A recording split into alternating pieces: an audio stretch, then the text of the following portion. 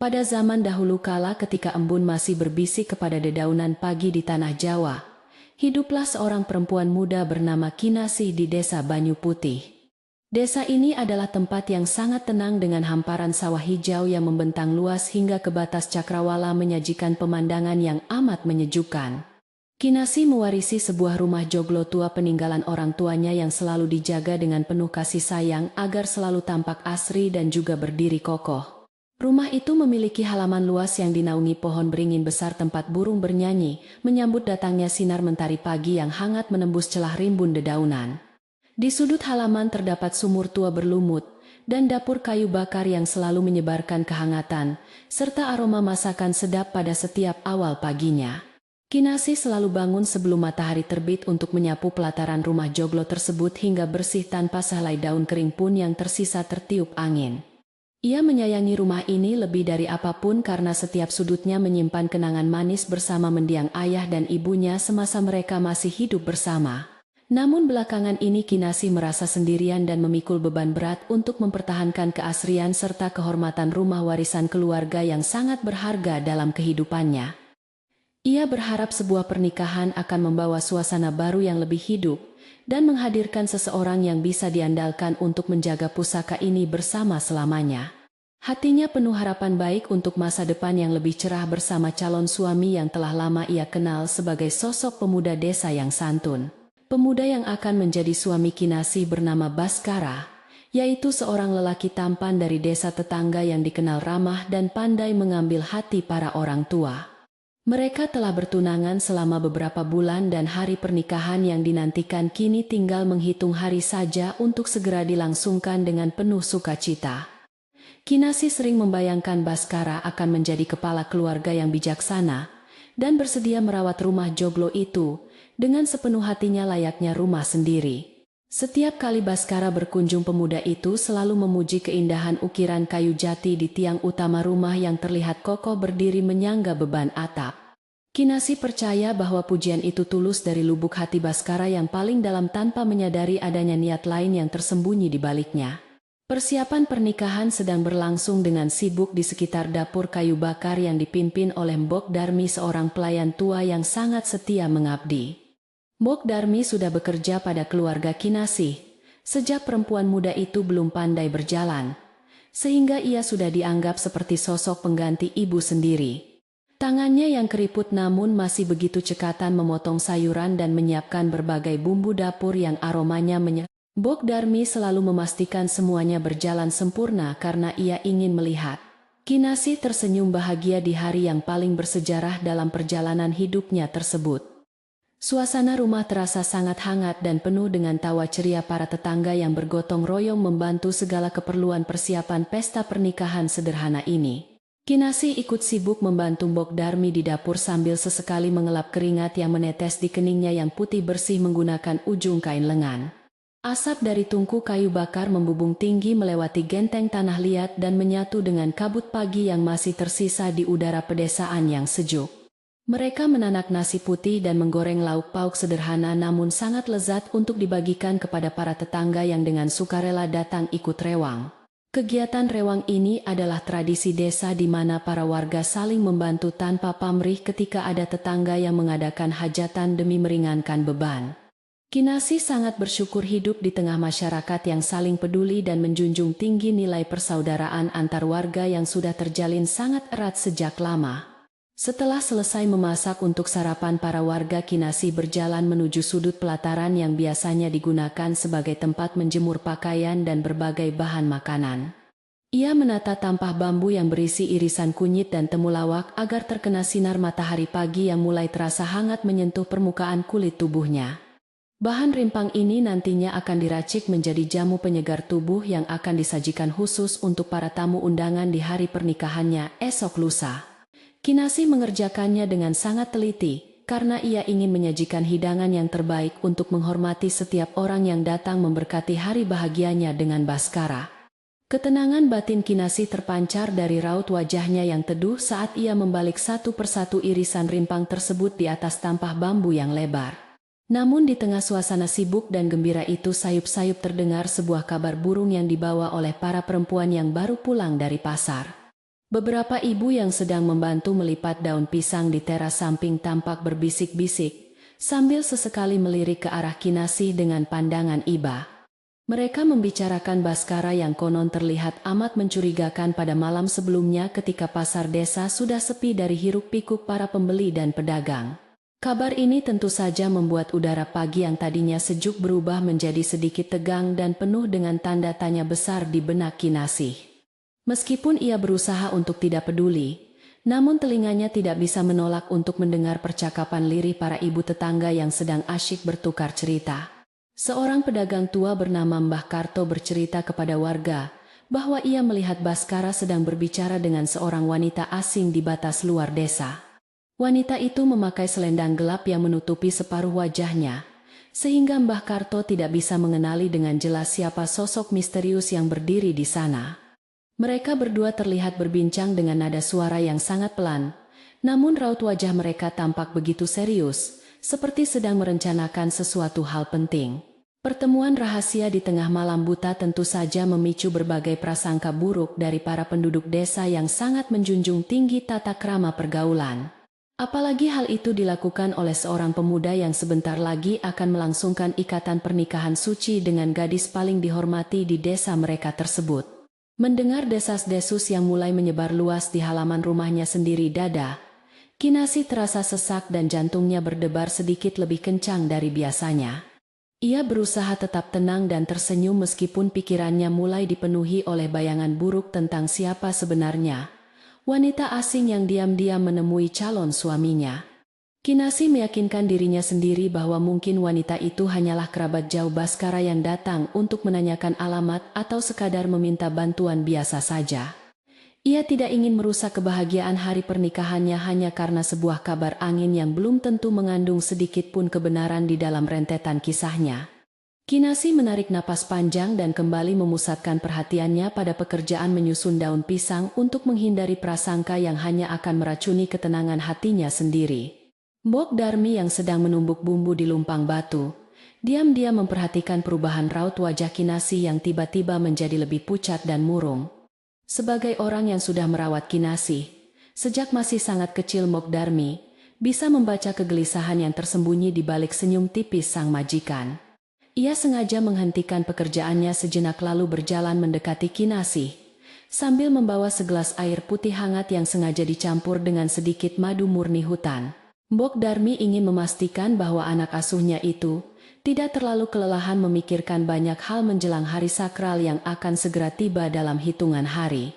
Ia tahu betul bahwa seorang calon pengantin sangat rentan terhadap godaan dan perasaan bimbang yang datang menjelang hari pernikahan yang sangat membahagiakan itu. Mbok Darmi meletakkan gelas itu di atas meja kayu dan menyentuh pundak Kinasih dengan lembut sambil membisikkan kata-kata penenang untuk meredakan gelombang kecemasannya. Ia mengingatkan Kinasih agar tidak terlalu memikirkan perkataan orang lain yang kadang hanya merupakan hembusan angin lalu tanpa disertai sebuah bukti nyata sedikit pun. Kinasih mengangguk pelan dan meneguk air madu itu, lalu merasakan kehangatan yang perlahan mengalir ke dalam perutnya, dan membuat perasaannya menjadi sedikit lebih lega. Ia berjanji pada dirinya sendiri untuk lebih mempercayai calon suaminya daripada mendengarkan kabar burung yang beredar luas di tengah masyarakat desa yang gemar berbincang. Nasihat dari pengasuh setianya itu bagaikan air sejuk yang berhasil menyiram api kegelisahan yang sempat membakar relung hati terdalam milik perempuan muda tersebut. Matahari perlahan bergerak naik, hingga tepat berada di atas kepala, menandakan bahwa waktu siang telah tiba, dan udara perlahan menjadi semakin panas menyengat. Para tetangga yang sejak pagi membantu di rumah Joglo mulai beristirahat di teras depan sambil menikmati hidangan makan siang yang disajikan beralaskan daun pisang. Kinasih duduk di sudut ruangan, sambil memandangi tiang utama Joglo yang kokoh, dan berharap bahwa ikatan pernikahannya nanti akan sekuat pilar-pilar kayu jati tersebut. Ia berdoa dalam hati, agar Tuhan selalu melindungi niat baiknya untuk menjaga kehormatan nama keluarga dan merawat rumah peninggalan orang tuanya dengan sebaik mungkin. Rumah ini adalah satu-satunya harta berharga yang menyatukan jiwanya dengan para leluhur yang telah lama mendahului dirinya kembali ke haribaan semesta alam. Sambil memandangi ukiran kayu kuno tersebut, Kinasih teringat kembali pada pesan mendiang ayahnya, Sebelum beliau menghembuskan napas terakhir di pangkuannya beberapa tahun yang lalu, sang ayah berpesan dengan suara parau, agar Kinasih tidak pernah menjual sejengkal tanah maupun rumah joglo ini, karena disinilah akar keturunan keluarga ditanam. Rumah ini bukan sekadar bangunan fisik, melainkan sebuah simbol kehormatan agung, dan tempat di mana doa-doa baik selalu dilantunkan setiap malam oleh keluarga. Kinasih telah bersumpah di atas makam ayahnya bahwa ia akan mempertahankan rumah ini dan menjadikannya tempat yang selalu dipenuhi dengan cinta dan kedamaian sejati. Ingatan itu membuat Kinasih semakin bertekad untuk tidak membiarkan siapapun mengusik ketenangan dan keutuhan rumah peninggalan leluhurnya dengan alasan apapun di kemudian hari. Menjelang sore hari ketika bayangan pepohonan mulai memanjang menutupi permukaan tanah halaman, Baskara datang berkunjung dengan membawa beberapa bingkisan buah tangan manis untuk keluarga. Wajahnya terlihat sangat cerah dengan senyuman manis yang selalu berhasil menutupi segala rahasia yang mungkin sedang ia sembunyikan rapat-rapat di dasar hatinya. Kinasih menyambut kedatangan pria yang dicintainya itu dengan sangat ramah, lalu menyajikan secangkir kopi hitam hangat dan piring kecil berisi jajanan pasar manis. Di teras depan itu mereka duduk saling berhadapan sambil berbincang ringan mengenai persiapan terakhir untuk acara pernikahan yang akan segera digelar lusa esok. Keduanya tampak seperti pasangan serasi yang sangat bahagia menyambut hari baru yang penuh berkah, tanpa ada ganjalan masa lalu yang membayangi jalan mereka. Kinasih diam-diam memperhatikan raut wajah Baskara secara saksama untuk mencari tanda-tanda kebohongan atau kegelisahan. Namun pemuda itu tampak sangat santai tanpa beban. Baskara bercerita panjang lebar tentang kebun jagungnya yang akan segera panen bulan depan dan rencana-rencana indah mereka setelah resmi menjadi sepasang suami istri. Perkataan Baskara terdengar begitu manis dan meyakinkan sehingga keraguan yang sempat singgah mengusik batin Kinasih perlahan mulai memudar seperti kabut pagi yang tersapu angin. Kinasih akhirnya memutuskan untuk membuang jauh-jauh semua prasangka buruknya dan memilih untuk percaya sepenuhnya pada pria yang akan segera memimpin rumah tangganya kelak.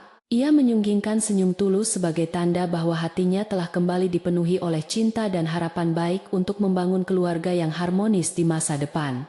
Namun di tengah perbincangan yang hangat dan santai itu, Baskara tiba-tiba menanyakan hal yang cukup mengejutkan mengenai surat tanah warisan milik keluarga. Ia beralasan bahwa sebagai calon kepala keluarga yang bertanggung jawab ia harus mengetahui letak penyimpanan dokumen penting tersebut agar bisa melindunginya dari bahaya kelak. Pertanyaan itu diucapkan dengan nada yang sangat biasa, namun berhasil membuat Kinasih merasa sedikit terganggu karena tidak biasanya Baskara mencampuri urusan harta warisan leluhur. Kinasih menjawab dengan sangat hati-hati bahwa semua dokumen penting itu tersimpan dengan sangat aman di dalam lemari jati tua milik almarhum ayahnya. Ia juga menegaskan bahwa kunci lemari itu selalu ia simpan sendiri, dan tidak ada seorang pun yang boleh menyentuhnya tanpa mendapatkan izin langsung darinya. Tepat ketika Baskara sedang menanyakan letak dokumen penting tersebut, Mbok Darmi kebetulan sekali sedang melintas di ruang tengah untuk mengambil selembar kain lap meja. Pelayan tua yang bijak itu sempat menoleh sekilas ke arah Baskara dengan tatapan mata yang tajam menusuk, meskipun ia tidak mengucapkan sepatah kata pun. Mbok Darmi memiliki insting yang sangat kuat mengenai niat buruk seseorang yang tersembunyi, karena ia telah memakan asam garam kehidupan jauh lebih banyak darinya. Ia terus berjalan menuju halaman belakang. Namun firasat batinnya mengatakan bahwa pemuda berwajah tampan itu memiliki rencana lain yang sengaja disembunyikan dari pengetahuan Kinasih. Sejak saat itu, Mbok Darmi berjanji dalam hatinya untuk terus mengawasi gerak-gerik Baskara demi melindungi anak asuhnya dari mara bahaya yang mungkin mengintai. Setelah menghabiskan tegukan terakhir kopi hitamnya, dan hari mulai beranjak petang, Baskara akhirnya pamit undur diri untuk pulang ke desanya demi mempersiapkan acara besok. Ia berpesan kepada Kinasih dengan nada lembut agar menjaga kesehatan badan dan beristirahat yang cukup malam ini karena acara sakral besok akan membutuhkan tenaga ekstra. Kinasih mengantarkan kepergian calon suaminya itu sampai ke ujung pagar bambu halaman, sambil melambaikan tangannya dengan perasaan campur aduk antara bahagia lega dan cemas. Saat sosok Baskara akhirnya benar-benar menghilang di balik tikungan jalan desa, Kinasi menghela napas panjang dan kembali masuk ke dalam rumah yang tenang. Ia segera menuju ke dapur untuk membantu menyelesaikan sisa-sisa pekerjaan, membersihkan perabotan, memasak bersama beberapa kerabat yang masih bersedia tinggal menemaninya malam itu. Malam akhirnya turun perlahan menyelimuti desa Banyu Putih, dengan udara dingin yang mulai menusuk tulang dan suara jangkrik yang saling bersahutan nyaring dari arah persawahan. Lampu-lampu minyak tanah di sudut-sudut rumah joglo mulai dinyalakan satu persatu, memberikan cahaya kekuningan yang temaram namun sangat menenangkan hati penghuninya. Kinasi duduk sendirian di dekat pinggiran sumur tua belakang rumah untuk mencuci wajahnya dengan air dingin yang menyegarkan pikiran dan membasuh rasa lelah badannya. Ia merenungkan semua kejadian sepanjang hari ini, mulai dari persiapan pesta yang sangat melelahkan hingga memori kabar burung tentang wanita misterius berselendang gelap tersebut. Hembusan angin malam membuat bulu kuduknya sedikit merinding, namun gemericik air dari dalam sumur seolah memberikan nyanyian alam yang menemaninya melewati malam yang sunyi. Bok Darmi datang berjalan pelan menghampiri Kinasi di dekat sumur, sambil membawa selembar selendang tenun yang cukup tebal untuk menutupi punggung majikannya dari kedinginan. Pelayan tua yang penuh perhatian itu berkata, "Pelanduk mata yang tenang akan melihat dasar sungai yang paling keruh sekalipun, maka tetaplah waspada dan berhati-hati." Kata-kata itu terdengar sangat sederhana namun memiliki makna yang amat dalam bagi Kinasi yang sedang berjuang keras melawan keraguannya sendiri menjelang hari pernikahannya. Kinasi menggenggam jemari keriput Bok Darmi dengan sangat erat, mengucapkan terima kasih tulus atas segala perhatian dan kasih sayang yang tidak pernah putus tersebut. Keduanya terdiam sejenak meresapi keheningan malam yang syahdu di bawah naungan ranting pohon beringin yang sesekali bergesekan ditiup angin sepoi-sepoi dari arah selatan. Setelah mencuci wajah dan merasa jauh lebih segar, Kinasi berjalan perlahan menuju teras belakang rumah, sambil menatap langit malam yang ditaburi oleh jutaan bintang. Cahaya bulan purnama memantul sangat indah di atas permukaan daun pisang yang mulai basah oleh embun malam, menciptakan suasana magis yang amat menenangkan jiwa. Ia memanjatkan doa suci dalam keheningan malam, berharap agar hari pernikahannya esok berjalan dengan sangat lancar tanpa ada rintangan atau hal buruk yang mengganggu. Kinasi berjanji kepada semesta akan menjadi istri yang sangat patuh sekaligus penjaga rumah joglo warisan keluarga ini dengan segenap tenaga dan nyawa yang dimilikinya. Udara malam perlahan membawa kedamaian masuk ke dalam pori-pori kulitnya, menyapu segala bentuk ketakutan dan menggantinya dengan keyakinan kuat untuk menghadapi hari esok. Suasana desa benar-benar telah menjadi sangat sepi, dan hanya terdengar sayup-sayup suara ketukan kentongan dari gardu ronda yang dipukul oleh para pemuda desa. Semua orang dipastikan telah masuk ke dalam rumah mereka masing-masing untuk beristirahat total setelah seharian penuh menguras tenaga demi membantu hajatan di rumah Kinasi. Hembusan angin malam yang menyusup pelan masuk melalui celah-celah jendela kayu membawa serta aroma bunga kenanga yang ditanam rapi di pekarangan depan rumah. Kinasi akhirnya memutuskan untuk mengunci semua pintu rumah dengan rapat, lalu memadamkan beberapa lampu yang tidak perlu dan beranjak menuju kamar tidurnya yang hangat. Esok adalah hari yang paling bersejarah bagi hidupnya, maka ia harus memastikan tubuhnya memiliki cukup energi untuk berdiri di pelaminan menyambut tamu undangan. Di dalam kamarnya yang bersih dan sangat sederhana, Kinasi merebahkan tubuhnya di atas kasur kapuk yang dilapisi sprei bercorak bunga melati kesukaannya sejak kecil. Meskipun kedua matanya telah terpejam rapat, namun pikirannya ternyata masih terus berkelana jauh memikirkan sosok wanita berselendang gelap yang diceritakan oleh pedagang tua pasar. Apakah benar wanita asing itu memiliki sebuah hubungan khusus dengan Baskara? Ataukah ia hanya sekadar orang tersesat yang tidak sengaja bertanya arah jalan pulang? Pertanyaan-pertanyaan tanpa jawaban pasti itu terus berputar-putar seperti gasing di kepalanya hingga akhirnya rasa kantuk yang teramat sangat mulai menguasai seluruh raganya.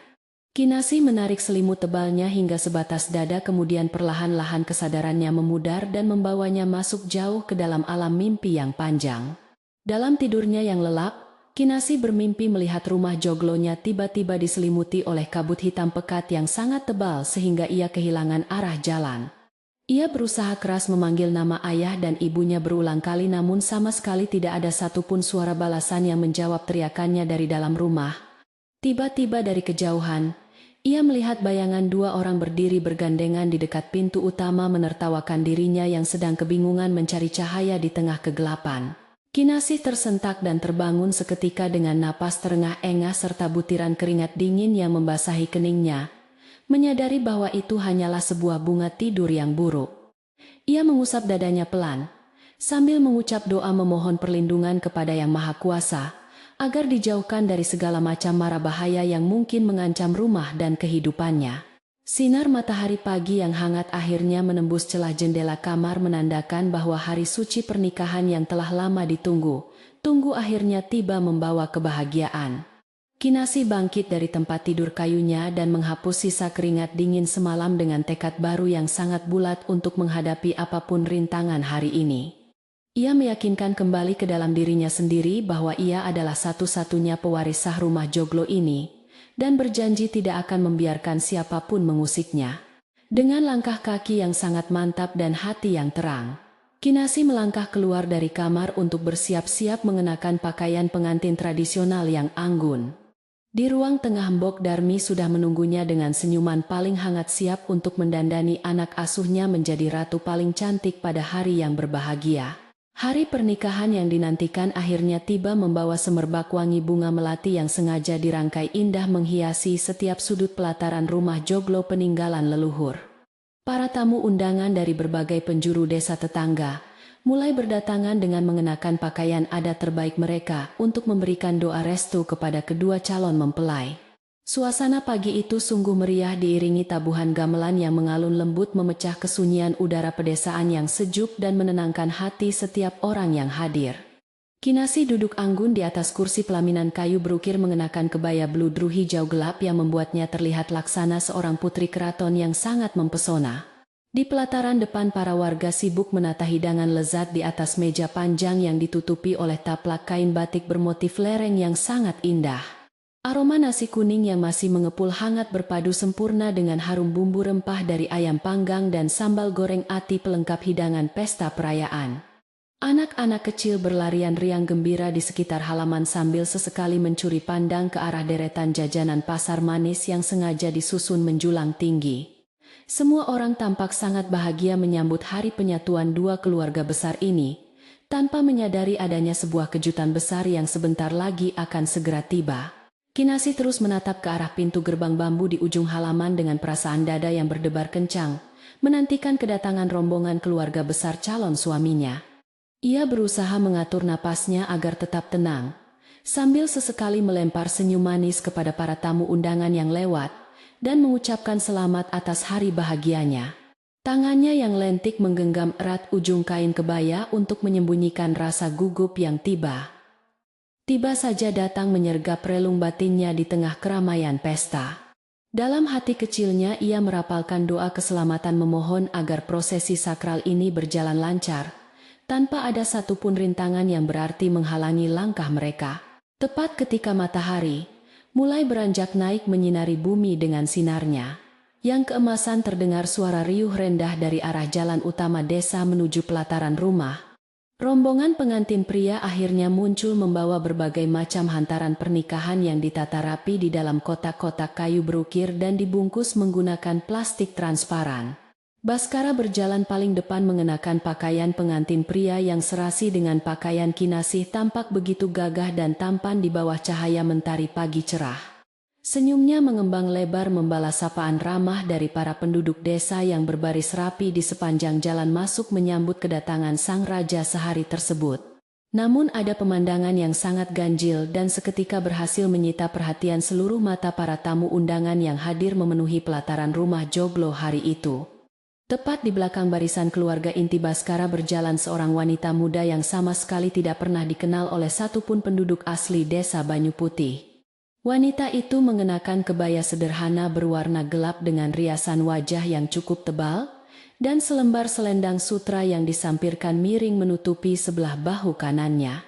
Sorot matanya terlihat sangat tajam menyapu seluruh sudut halaman rumah, seolah-olah ia sedang menatap sebuah wilayah kekuasaan yang sebentar lagi akan segera ditaklukkannya.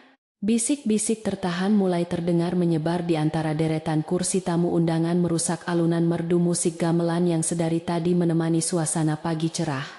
Beberapa ibu yang duduk di barisan paling depan tampak saling menyenggol lengan tetangganya, sambil menunjuk pelan menggunakan ujung dagu ke arah wanita asing tersebut.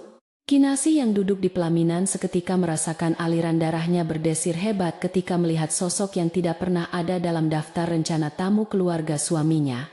Firasat buruk yang sempat menghantuinya semalam tiba-tiba kembali datang mengetuk pintu hatinya, membawa serta rasa dingin yang perlahan mulai menjalar ke seluruh tubuh. Baskara akhirnya melangkah naik ke atas pelaminan dan duduk tepat di sebelah Kinasih, dengan wajah yang seolah tidak pernah terjadi sebuah kesalahan sedikit pun. Pemuda tampan itu menggenggam tangan Kinasih dengan lembut lalu mencondongkan tubuhnya untuk berbisik pelan, mencoba meredakan ketegangan yang terlihat jelas di wajah calon istrinya. Ia berkata dengan nada suara yang sangat tenang, bahwa wanita yang ikut dalam rombongannya itu adalah seorang kerabat jauh yang baru saja tertimpa musibah. Kinasih hanya bisa mengangguk pelan, berusaha keras menjaga senyumnya, agar tidak luntur di hadapan puluhan pasang mata warga desa yang terus mengawasi gerak-geriknya. Prosesi pernikahan suci akhirnya dilangsungkan dengan hikmat dipimpin oleh seorang penghulu desa yang sudah sangat tua, namun memiliki suara yang amat lantang dan berwibawa. Ikatan suci telah resmi terjalin menyatukan Baskara dan Kinasih sebagai sepasang suami istri yang sah di mata agama serta diakui oleh seluruh penduduk desa. Namun kebahagiaan yang seharusnya mekar sempurna di dalam hati Kinasih, kini justru terasa sedikit hambar karena tertutup oleh bayangan kelam kehadiran wanita misterius itu. Ia tidak bisa berhenti memikirkan siapa sebenarnya perempuan tersebut, dan mengapa suaminya bersikeras membawanya tepat di hari yang seharusnya hanya menjadi milik mereka berdua. Setelah serangkaian prosesi adat yang sangat panjang dan melelahkan selesai dilaksanakan, tibalah saatnya bagi kedua mempelai untuk turun dari pelaminan dan menyapa para tamu. Baskara segera memanggil wanita berselendang sutra tersebut untuk mendekat ke arah mereka berdua, lalu memperkenalkannya secara resmi kepada Kinasih dengan senyuman yang terkesan dipaksakan. Ini adalah Ratih, kerabat jauhku dari desa seberang yang kini hidup sebatang kara, dan aku bermaksud mengajaknya tinggal bersama kita di rumah ini. Kinasih. Perkataan Baskara itu bagaikan sebuah sambaran petir di siang bolong yang langsung menghantam dada Kinasih, membuat napas perempuan muda itu seketika terasa sangat sesak. Kinasih mencoba mencerna setiap kata yang baru saja diucapkan oleh suaminya sambil menatap wajah Ratih yang berdiri angkuh tepat di hadapannya dengan tatapan menantang. Ratih mengulurkan tangannya dengan gaya yang dibuat-buat mencoba terlihat ramah, sambil mengucapkan selamat atas pernikahan mereka. Namun senyumnya sama sekali tidak mencapai mata. Tangan Kinasih sedikit gemetar saat menyambut uluran tangan wanita asing tersebut. Merasakan telapak tangan Ratih yang dingin dan genggamannya yang terasa sangat tidak bersahabat. Ia menjawab sapaan itu dengan suara yang nyaris terdengar seperti bisikan, karena kerongkongannya tiba-tiba terasa sangat kering dan kesulitan untuk mengeluarkan sepatah kata. Kehadiran Ratih di tengah-tengah pesta pernikahan itu dengan cepat menjadi topik pembicaraan paling panas di antara para penduduk desa yang gemar bergosip ria. Mbah Karto, sang pedagang tua dari pasar, memicingkan matanya dari kejauhan dan segera mengenali bentuk selendang serta postur tubuh wanita yang sedang berdiri itu. Ia berbisik kepada teman duduknya bahwa wanita itulah yang dilihatnya sedang berbicara diam-diam dengan Baskara di batas desa pada malam hari yang gelap. Kabar itu menyebar lebih cepat daripada hembusan angin, mengobarkan api kecurigaan di dalam hati para warga yang sangat menyayangi Kinasih sebagai gadis yatim piatu.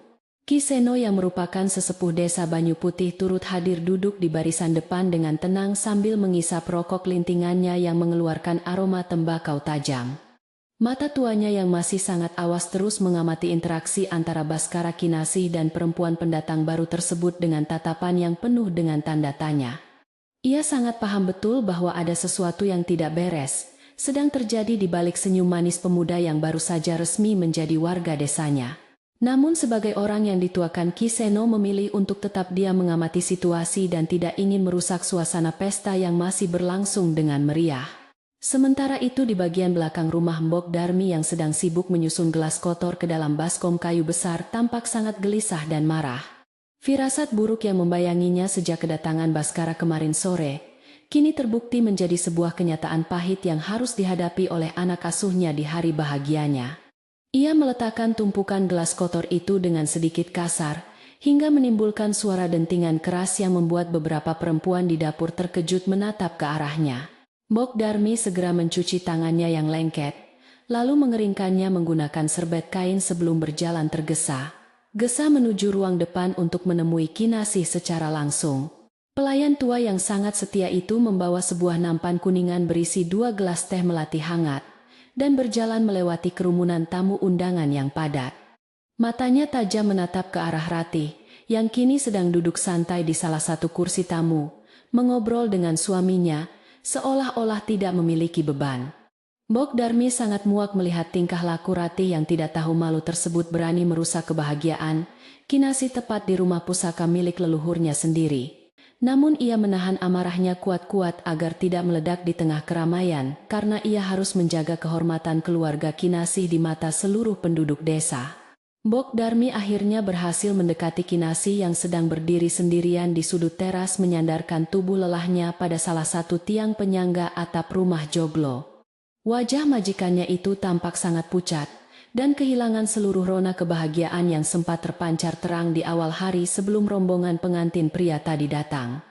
Mbok Darmi menyodorkan segelas teh melati hangat itu kepada Kinasih, memaksa perempuan muda itu untuk meminumnya, agar tubuhnya tidak tumbang karena menahan tekanan batin. Kinasih menerima gelas itu dengan tangan gemetar lalu menatap mata pengasuhnya yang teduh seolah sedang mencari sebuah jawaban atas semua kekacauan yang terjadi hari ini. Melihat Kinasih yang sedang berada di ambang keputusasaan, Mbok Darmi memegang lengan majikannya dengan sangat erat memberikan kekuatan agar tidak mudah menyerah pada keadaan.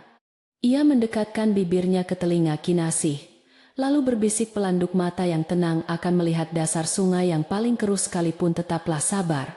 Namun jangan pejamkan matamu. Petua singkat itu mengalir bagaikan embun sejuk yang jatuh menetes tepat di atas luka hati. Kinasih mengingatkannya kembali pada janji untuk menjaga keutuhan joglo. Kinasih menghela napas panjang meresapi setiap makna dari kalimat tersebut lalu mengangguk mantap menyadari bahwa menangis dan bersedih bukanlah jalan keluar yang paling baik.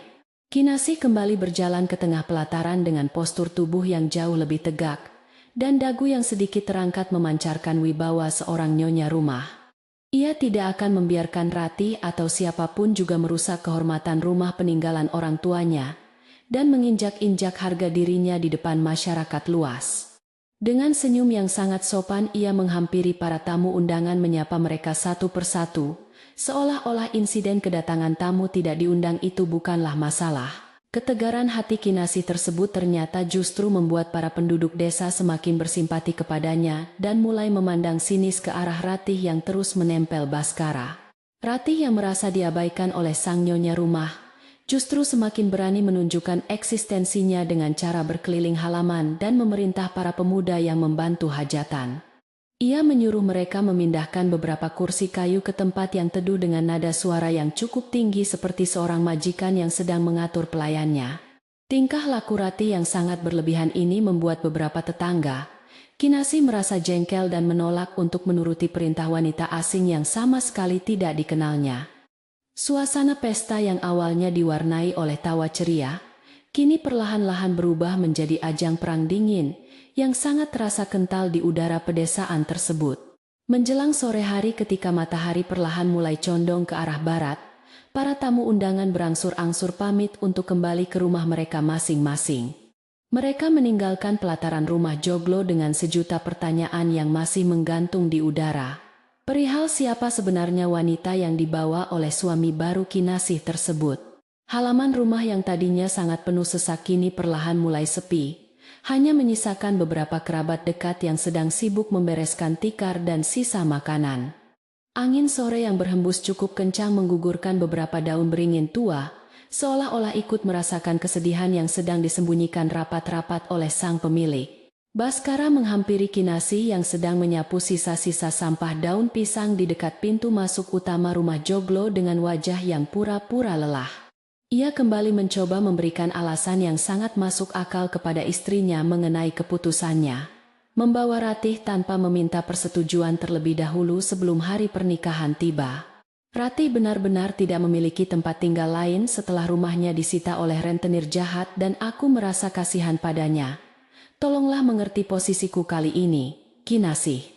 Kinasih hanya mendengarkan perkataan suaminya itu dengan tatapan kosong tanpa memberikan bantahan sedikit pun. Namun di dalam kepalanya sudah tersusun banyak sekali prasangka buruk. Malam pertama yang seharusnya menjadi momen paling membahagiakan bagi sepasang pengantin baru kini harus dihabiskan dengan suasana canggung dan penuh kebisuan yang sangat menyiksa. Rati ditempatkan di sebuah kamar tamu bagian samping rumah yang letaknya cukup jauh dari kamar utama. Namun kehadirannya tetap saja membuat Kinasih merasa terganggu. Suara langkah kaki Rati yang mondar-mandir di selasar kayu terdengar sangat jelas memecah kesunyian malam membuat Kinasih sama sekali tidak bisa memejamkan kedua matanya. Baskara sendiri sudah tertidur pulas di ranjang pengantin karena kelelahan. Sementara istrinya terus terjaga memandangi langit. Langit kamar memikirkan nasib rumah tangganya kelak. Di luar rumah suara burung malam terdengar saling bersahutan. Seolah menjadi saksi bisu atas awal mula sebuah kemelut yang akan melanda rumah joglo bersejarah. Mbok Darmi yang tidur di bilik belakang juga belum memejamkan mata lantaran hatinya terus diliputi kecemasan memikirkan keselamatan Kinasih yang kini serumah dengan perempuan licik. Ia telah bersumpah demi roh mendiang orang tua Kinasih bahwa ia akan melakukan segala cara untuk membongkar kebusukan niat tamu tak diundang tersebut segera. Kegelapan malam seolah memeluk desa itu dengan sangat erat menyimpan rapat-rapat semua rahasia yang lambat laun pasti akan terbongkar oleh sang waktu. Angin berhembus masuk melewati celah bambu membawa serta aroma tanah basah, karena hujan gerimis mulai turun perlahan membasahi pelataran joglo yang telah sunyi senyap. Kinasih bangkit dari ranjangnya perlahan agar tidak membangunkan Baskara yang mendengkur pelan lalu berjalan mendekati jendela kamar untuk menatap kegelapan di luar sana sendirian. Ia teringat kembali pada pesan Mbok Darmi tadi siang, yang menyuruhnya untuk tetap membuka mata lebar-lebar di tengah situasi yang paling keruh sekalipun. Hatinya kini telah mantap untuk tidak lagi menangis karena ia harus menjadi penjaga yang kuat bagi rumah pusaka peninggalan orang tua yang sangat dicintainya. Cahaya kilat menyambar samar di ufuk timur menerangi. Sedikit pelataran sumur tua memperlihatkan bayangan Rati, yang ternyata sedang berdiri di sana dengan gelagat mencurigakan. Kinasih menyipitkan matanya berusaha menembus tirai hujan gerimis untuk memastikan apa yang sebenarnya sedang dilakukan oleh wanita pengganggu itu di tengah malam yang dingin. Ratih tampak sedang mengamati dinding sumur dengan sangat saksama, seolah sedang mencari letak sesuatu yang berharga, atau menghitung langkah menuju ke suatu tempat tersembunyi. Kinasih menahan napasnya tidak ingin menimbulkan suara sedikit pun agar wanita asing itu tidak menyadari bahwa ia sedang diawasi dari balik jendela kamar utama joglo. Setelah beberapa saat berdiri di bawah rintik hujan, Rati akhirnya berbalik arah dan berjalan mengendap-endap kembali menuju kamar tidurnya di sayap samping rumah. Kinasih perlahan menjauh dari jendela dengan perasaan yang semakin tidak karuan menyadari bahwa kehadiran wanita itu memang bukan sekadar menumpang hidup karena belas kasihan. Ada sebuah niat tersembunyi yang sangat jahat di balik raut wajahnya yang sok suci dan Kinasih bertekad untuk menemukan jawaban atas teka-teki ini. Ia melangkah kembali ke ranjangnya merebahkan tubuhnya dengan mata yang tetap terjaga penuh kewaspadaan menanti datangnya fajar yang akan membawa cerita baru esok hari. Hari demi hari, berlalu sejak perayaan pesta pernikahan yang dipenuhi dengan ketegangan dan tanda tanya di rumah joglo tua tersebut. Suasana kedamaian yang selama ini menyelimuti kehidupan Kinasih perlahan-lahan mulai terkikis oleh kehadiran Rati yang semakin menunjukkan sifat aslinya. Wanita asing yang awalnya mengaku sebagai kerabat jauh sebatang kara itu, kini mulai bertingkah layaknya seorang nyonya besar penguasa rumah. Kinasih hanya bisa mengamati semua perubahan drastis ini dengan perasaan dada yang sangat sesak. Namun ia tetap berusaha memendam amarahnya. Pada suatu pagi yang cerah, Rati dengan penuh percaya diri melangkah masuk ke dalam dapur kayu bakar peninggalan leluhur Kinasih. Tanpa meminta izin terlebih dahulu ia langsung mengambil alih kendali dan mulai memerintah Mbok Darmi untuk menyiapkan bahan masakan tertentu. Tolong buatkan sayur lodeh dan goreng ikan asin yang banyak karena Baskara sangat menyukai masakan itu, ucap Rati dengan angkuh. Mbok Darmi menahan napasnya, jengkel melihat tingkah wanita pendatang itu. Namun ia memilih untuk tetap diam dan menuruti perintah tersebut. Tidak lama kemudian Kinasih berjalan menyusul masuk ke dalam dapur berniat untuk membantu pelayan. setianya menyiapkan sarapan seperti kebiasaannya sehari-hari. Ratih yang melihat kedatangan Kinasih justru tersenyum sinis dan berkata dengan nada meremehkan bahwa Kinasih tidak perlu lagi repot di dapur. Biar aku saja yang mengurus keperluan perut suamimu mulai sekarang, karena aku tahu betul apa yang paling disukainya, kata Ratih lantang. Kata-kata tajam itu seolah sengaja dilemparkan untuk melukai harga diri Kinasih sebagai seorang istri sah yang baru saja dinikahi. Baskara kemudian muncul dari ambang pintu dapur mencium aroma masakan yang sedang mendidih di atas tungku kayu dengan wajah berseri. Wah, aromanya sangat lezat sekali, kau memang yang paling mengerti seleraku. Ratih puji Baskara, tanpa sedikit pun menoleh ke arah Kinasih. Pemandangan itu bagaikan sembilu yang menyayat hati. Kinasih menyadarkannya bahwa sang suami sama sekali tidak menghargai posisinya di dalam rumah ini. Meskipun batinnya menangis perih, Kinasih memilih untuk membalikan badan dan melangkah keluar dari dapur demi menghindari perdebatan yang tidak berguna. Kesombongan Ratih ternyata tidak hanya berhenti di dapur saja, karena menjelang siang hari ia mulai mengacaukan letak perabotan di halaman. Ia dengan seenaknya memindahkan tampah bambu tempat Kinasih menjemur hasil panen rimpang ke sudut yang lebih lembab di dekat pagar bambu. Alasannya sangat sepele, yaitu karena tempat jemuran itu menghalangi pandangannya saat ia ingin bersantai duduk di teras samping rumah Joglo. Kinasih yang melihat kejadian itu mencoba menegurnya dengan halus. Namun Ratih justru menjawab dengan nada tinggi dan sikap yang menantang. Menjelang malam hari, Kinasih mencoba mengajak Baskara berbicara berdua di dalam kamar untuk mengutarakan rasa ketidaknyamanannya terhadap kelakuan Ratih tersebut. Ia berharap suaminya akan bertindak bijaksana dan memberikan teguran kepada Ratih agar wanita itu bisa lebih menghargai tata krama menumpang. Namun harapan itu hancur berkeping-keping ketika Baskara justru membela Ratih dengan sangat keras dan menuduh Kinasih sebagai istri cemburuan. Baskara menyebut, Kinasih tidak memiliki rasa belas kasihan kepada orang yang sedang kesusahan dan memintanya untuk berhenti mengeluhkan masalah sepele. Semenjak pertengkaran kecil malam itu, sikap Baskara kepada Kinasih berubah menjadi semakin dingin dan seolah sengaja menciptakan jarak di antara mereka. Pemuda yang dulu selalu bertutur kata manis itu, kini lebih sering menghabiskan waktunya duduk berdua di teras bersama Ratih. Mereka berdua sering tertawa lepas sambil menikmati secangkir kopi panas, mengabaikan Kinasih yang sibuk membersihkan rumah seorang diri tanpa bantuan. Peran Kinasih sebagai istri seolah-olah telah digantikan sepenuhnya oleh wanita pendatang tersebut membuat suasana rumah Joglo terasa sangat asing. Puncak kekesalan warga desa mulai terjadi ketika Ratih dengan berani mengambil sebagian beras dari lumbung untuk dibagikan kepada para tetangga. Ia berjalan keliling desa membagikan bungkusan makanan dengan mengatasnamakan dirinya sendiri, seolah-olah ia adalah pemilik sah dari harta keluarga Kinasih. Beberapa tetangga menerimanya dengan perasaan sangat canggung dan kebingungan karena mereka tahu betul siapa sebenarnya pewaris tunggal kekayaan rumah Joglo itu. Tindakan Ratih ini jelas sebuah upaya licik untuk mencari muka dan mendapatkan simpati dari masyarakat sekitar yang selama ini menghormati Kinasih. Tingkah laku Ratih yang semakin tidak terkendali itu pada akhirnya memicu gelombang desas-desus yang jauh lebih besar di pasar desa. Mbah Karto dan beberapa sesepuh sering terlihat berkumpul di warung kopi membicarakan kejanggalan rumah tangga Kinasih dengan nada penuh keprihatinan. Ki Seno, sang tetua desa yang dihormati, hanya mendengarkan keluhan warga dengan tenang sambil sesekali menganggukkan kepalanya yang sudah beruban putih. Ia tahu bahwa campur tangan pihak luar terlalu dini hanya akan memperkeruh suasana, maka ia memilih menunggu waktu yang paling tepat. Di tengah semua tekanan dan pengabaian yang diterimanya, Kinasih sering merasa sangat kesepian berdiri sendirian di tengah rumahnya yang luas. Suatu sore ia duduk menyendiri di tepi sumur tua belakang rumah, membiarkan air matanya jatuh menetes membasahi pipinya yang pucat. Ia merindukan pelukan hangat mendiang ibunya, dan nasihat bijak ayahnya yang selalu bisa menenangkan hatinya di saat dilanda badai kehidupan. Rumah Joglo yang dulunya selalu dipenuhi tawa bahagia, kini terasa bagaikan sebuah penjara sunyi yang secara perlahan mencekik lehernya hingga sesak.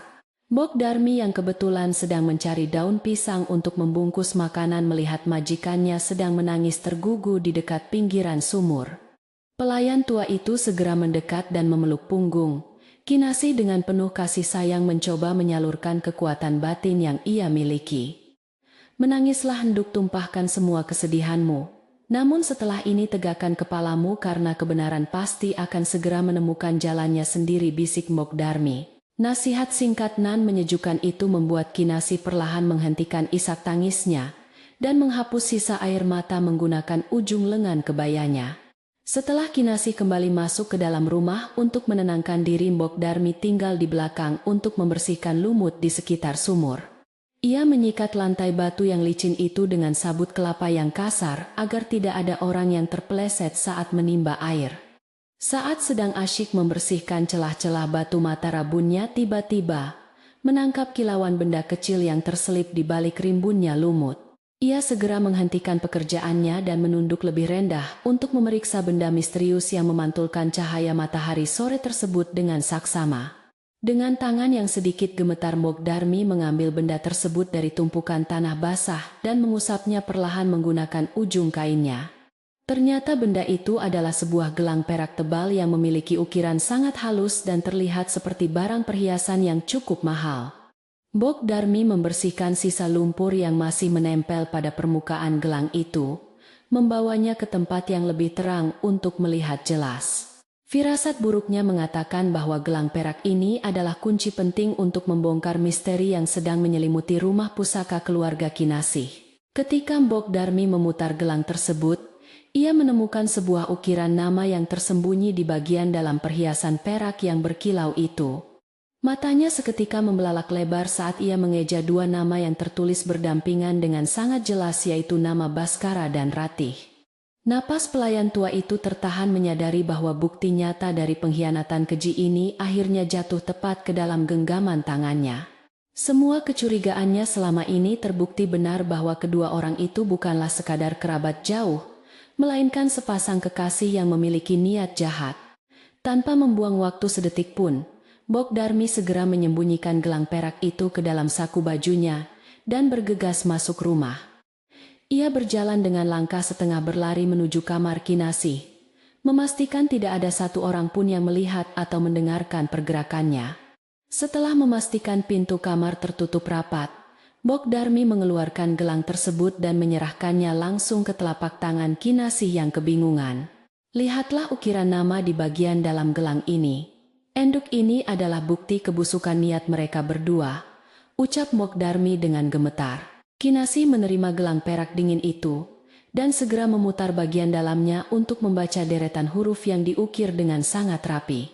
Ketika ia membaca nama suaminya bersanding dengan nama wanita pengganggu itu, jantungnya serasa berhenti berdetak selama sepersekian detik saking terkejutnya. Rasa sakit yang teramat sangat seketika menusuk relung batinnya yang terdalam, membuat kedua tangannya lemas hingga nyaris menjatuhkan benda kecil tersebut. Ia akhirnya menyadari bahwa pernikahan suci yang diagungkannya hanyalah sebuah kedok kebohongan yang dirancang sedemikian rupa untuk menghancurkan kehidupannya secara perlahan. Ingatan Kinasih tiba-tiba melayang kembali pada kejadian di malam pertama pernikahannya ketika ia melihat Ratih berdiri di dekat sumur. Kini semuanya menjadi sangat masuk akal bagi Kinasih bahwa pada malam hujan gerimis itu, Ratih pasti sedang mencari gelangnya yang hilang. Wanita licik itu tentu sangat ketakutan jika benda yang menjadi saksi bisu hubungan gelap mereka berdua sampai jatuh ke tangan orang. Kenyataan pahit ini menampar kesadaran Kinasih dengan sangat keras, membangunkannya dari mimpi indah tentang sebuah keluarga bahagia yang pernah ia bayangkan. Di dalam benak Kinasih, kini tergambar jelas sebuah rencana jahat yang sedang dijalankan secara diam-diam oleh sepasang kekasih tersebut. Mereka sengaja menciptakan konflik agar Kinasih tidak betah tinggal di rumahnya sendiri lalu pergi meninggalkannya karena tidak tahan dengan tekanan batin. Jika Kinasih pergi, maka Baskara sebagai suami akan dengan mudah menguasai seluruh harta warisan berupa rumah joglo megah dan tanah sawah. Rencana picik untuk merampas peninggalan leluhur ini membuat darah Kinasih mendidih. Namun ia tidak ingin gegabah dalam mengambil sebuah tindakan balasan. Bukannya menangis meratapi nasib buruknya, Kinasih justru merasakan sebuah energi kekuatan yang luar biasa mengalir deras memenuhi setiap rongga dadanya. Air matanya telah mengering digantikan oleh sorot mata yang tajam dan tekad baja untuk mempertahankan kehormatan keluarga dari cengkeraman orang serakah. Ia telah bersumpah di atas makam ayahnya untuk melindungi joglo ini, dan ia tidak akan membiarkan sepasang penipu kotor merampasnya begitu saja. Kinasih menggenggam gelang perak itu dengan sangat kuat, menyalurkan seluruh amarahnya pada benda mati yang menjadi saksi bisu kejahatan mereka berdua. Kinasih menyadari bahwa ia harus bertindak dengan sangat cerdik dan hati-hati, agar tidak berbalik menjadi bumerang bagi dirinya sendiri kelak. Jika ia langsung melabrak Baskara dan Ratih, saat ini juga mereka pasti akan mengelak dan menuduhnya telah merekayasa bukti perhiasan tersebut. Ia membutuhkan saksi yang kuat dari para sesepuh desa untuk membongkar kedok mereka berdua di hadapan seluruh penduduk desa secara terhormat. Oleh karena itu, Kinasih memutuskan untuk bersandiwara sejenak seolah-olah ia masih menjadi istri bodoh yang tidak mengetahui rahasia kelam suaminya.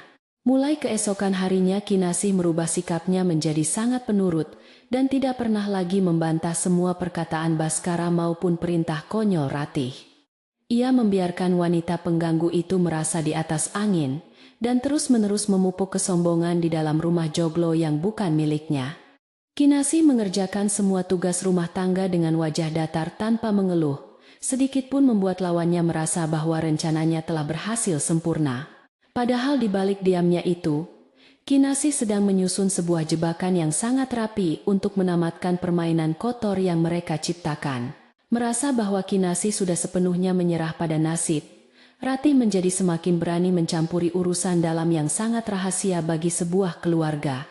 Wanita itu mulai menanyakan keberadaan kunci lemari kayu jati tua tempat menyimpan berbagai surat penting dan perhiasan peninggalan almarhumah Ibu Kinasih. Ia beralasan ingin membersihkan bagian dalam lemari tersebut agar terhindar dari rayap, namun Kinasih dengan sangat tenang menolak memberikan kunci itu. Kinasih berkata bahwa lemari itu adalah pantangan besar dan tidak boleh dibuka oleh siapapun kecuali keturunan asli dari keluarga joglo. Penolakan halus dari Kinasih rupanya membuat Ratih mengadu kepada Baskara yang kemudian mencoba menekan istrinya dengan alasan keamanan harta benda mereka. Baskara membujuk Kinasih untuk menyerahkan sertifikat tanah sawah agar bisa ia simpan di tempat rahasia yang jauh lebih aman dari incaran maling. Kinasih menanggapi permintaan suaminya dengan senyuman tipis dan beralasan bahwa surat-surat itu sedang dipinjam oleh paman dari ibunya untuk suatu keperluan. Kebohongan kecil ini terpaksa Kinasih lakukan untuk mengulur waktu dan melindungi harta warisannya hingga hari pembalasan yang telah ia rencanakan tiba. Di sisi lain Bogdarmi juga terus menjalankan tugasnya sebagai mata-mata yang setia mengawasi setiap pergerakan mencurigakan di dalam rumah. Pada suatu malam ketika Kinasih pura-pura tertidur pulas, Bogdarmi mengendap-endap mendekati dinding kayu pembatas kamar tamu milik Ratih. Dari celah dinding bambu yang sedikit berlubang, ia dapat mendengar suara bisik-bisik antara Baskara dan Ratih yang sedang merencanakan sesuatu. Pelayan tua itu menajamkan pendengarannya berusaha menangkap setiap kata yang keluar dari mulut sepasang kekasih yang penuh dengan keserakahan duniawi tersebut. Di dalam kamar itu Baskara terdengar sedang menenangkan Ratih yang mulai kehilangan kesabaran karena Kinasih belum juga mau menyerahkan harta warisannya. Sabarlah sedikit lagi, Ratih, jika perempuan itu tetap keras kepala kita akan mencari cara lain untuk membuatnya pergi dari rumah ini selamanya.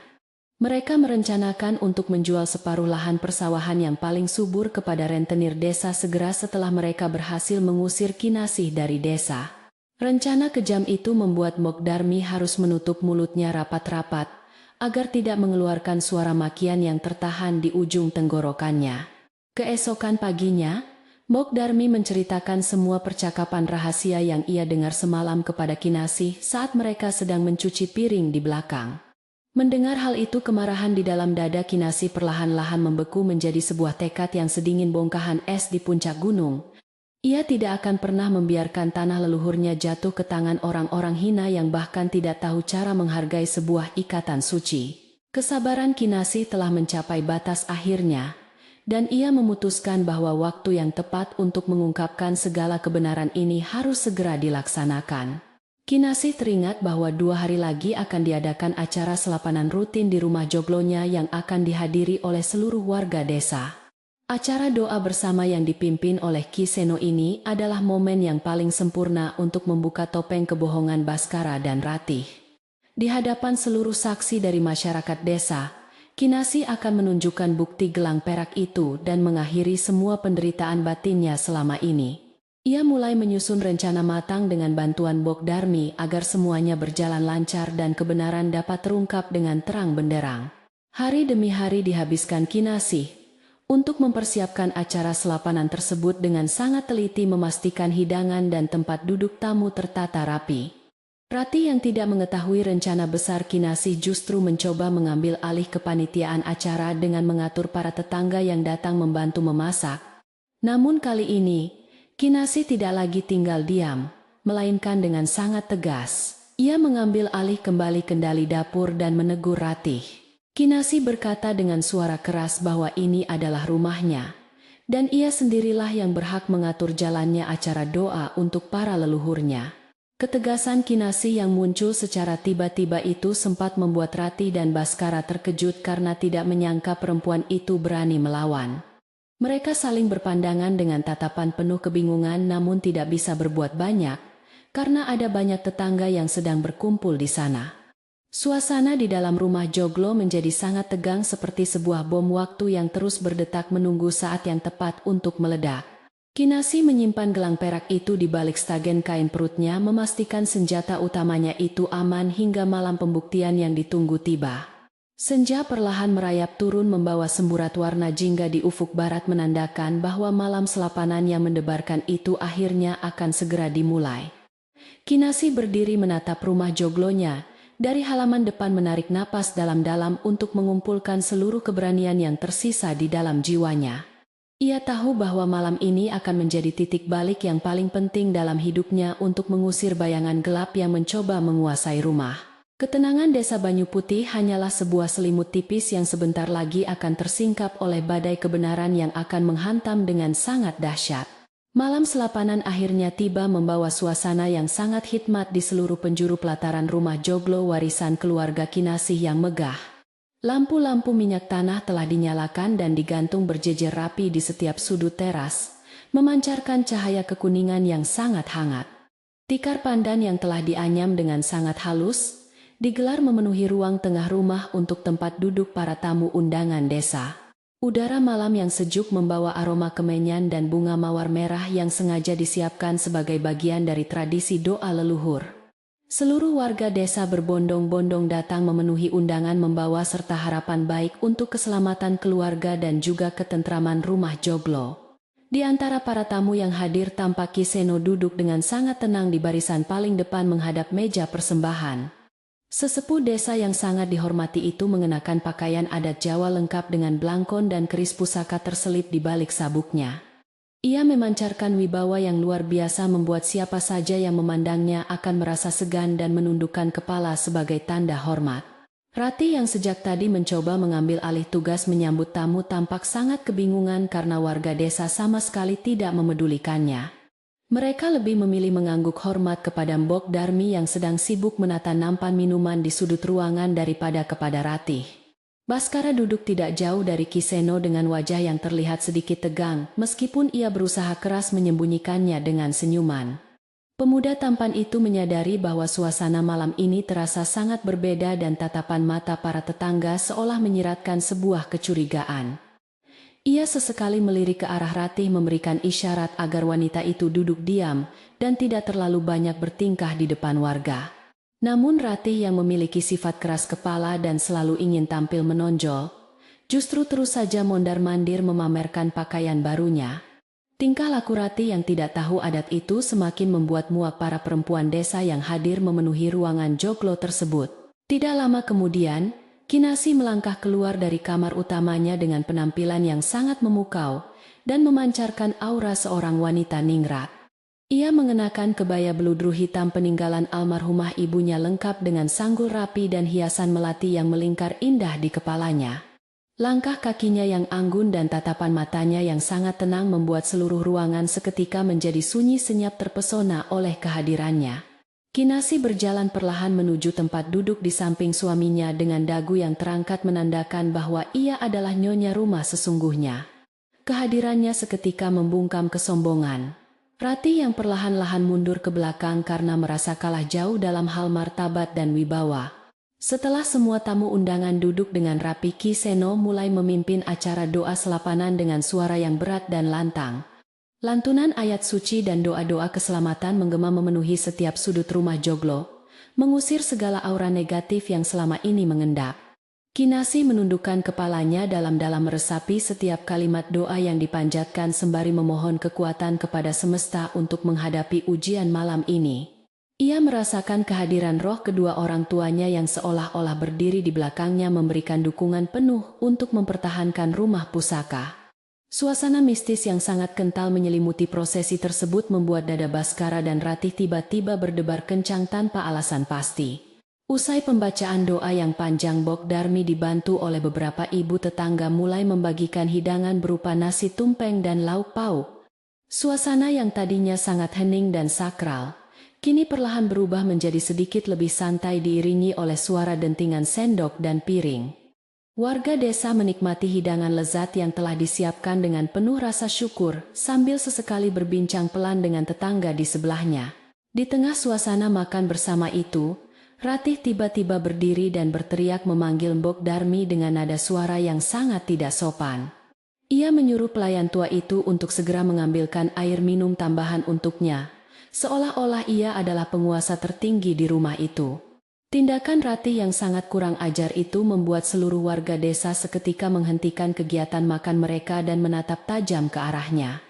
Kinasi menyadari bahwa inilah saat yang paling tepat untuk mengakhiri semua sandiwara kotor yang telah berlangsung sejak hari pernikahannya tersebut.